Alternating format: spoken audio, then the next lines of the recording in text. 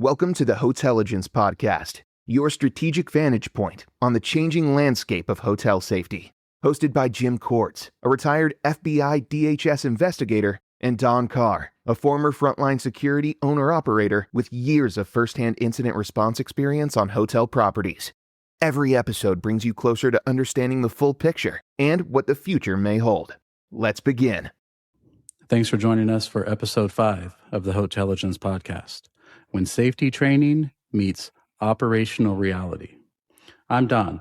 My background includes owning and operating private security agencies, responding to incidents inside hotels at all hours, and seeing firsthand how training plays out when real pressure shows up. And I want to be clear about something up front. This episode isn't about criticism.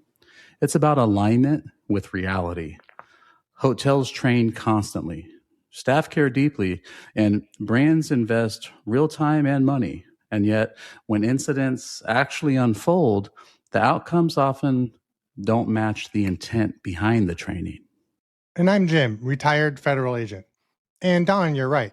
This conversation isn't about whether people care or whether training exists. It's about the environment those efforts are placed into, and whether that environment actually allows training to function the way people expect it to. Good people can be placed into systems where success is structurally unlikely. And that's what we're going to unpack today. That's right, Jim. Checklists in ambiguous environments. So hotels love checklists. Brands love checklists. Corporate loves checklists. And on paper, that makes sense. Checklists feel objective. They feel safe and they feel scalable. But checklists struggle in environments defined by ambiguity. Training often says, quote unquote, look for signs of trafficking. Okay, but what does that actually mean at 1:30 in the morning with a full lobby, a line at the desk, and one staff member on duty? Multiple visitors, that can be business travel. Avoiding eye contact, that can be anxiety or exhaustion. A young woman with an older man, that could be family travel. Checklists don't remove uncertainty. They surface it without telling staff what to do with it. And that's where hesitation shows up. Checklists work best when conditions are stable and outcomes are clear, but hotels are neither. When staff are trained to notice indicators that overlap heavily with normal guest behavior, they aren't given clarity. They're given responsibility without resolution. That hesitation isn't confusion, it's rational restraint. So let's talk about training built to scale and not to context. Most hotel training is designed to scale. That means it has to be broad, consistent, and repeatable across thousands of properties. But hospitality work isn't generic. The lived experience of a 19-year-old front desk agent on a solo overnight shift is fundamentally different from that of a daytime general manager. Yet they often receive the same training. Well said, Jim, because scale is cheaper than specificity. Training that's built to work everywhere rarely fits anywhere particularly well. And generic training doesn't fail loudly. It doesn't produce obvious errors. It fails quietly through second guessing, hesitation, and uncertainty that never makes it into a report. So from the outside, it looks like nothing happened. Inside the moment, everything stalled. So let's talk about the cost of being wrong. This is the part people avoid talking about. Staff are afraid. Not afraid of criminals, afraid of being wrong, afraid of misinterpreting a situation, afraid of complaints, afraid of discipline, afraid of being accused of profiling. Hospitality culture rewards caution, and over time, caution can become silence.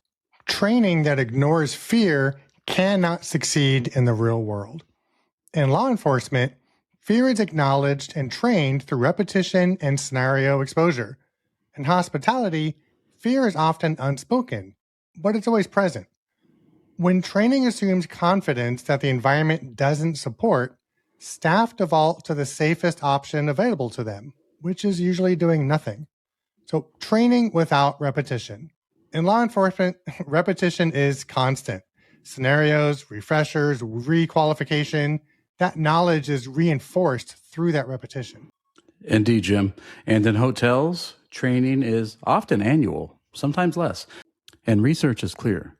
Without reinforcement, retention collapses.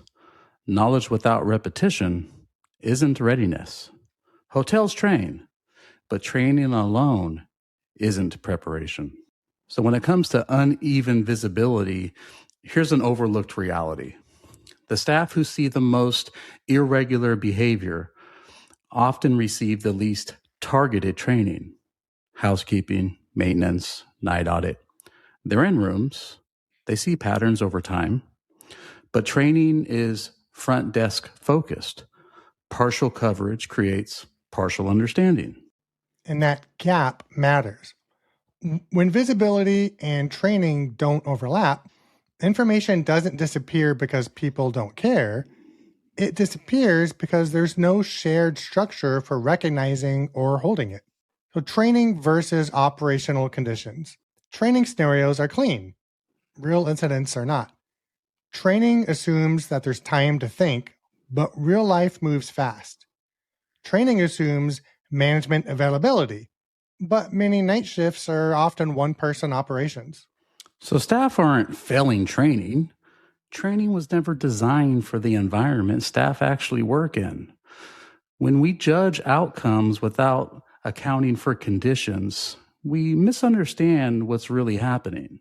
So the line training cannot cross, and this is the most important point. Training is not meant to turn hotel staff into investigators. It's not meant to turn them into law enforcement. And it's not meant to force action in ambiguous situations. Hotel staff are expected to document, not diagnose, to preserve information, not resolve it. That boundary isn't a failure. It's a legal and operational necessity. And any system that expects more than that is misdesigned. When training is asked to carry responsibilities it was never meant to hold, failure is inevitable.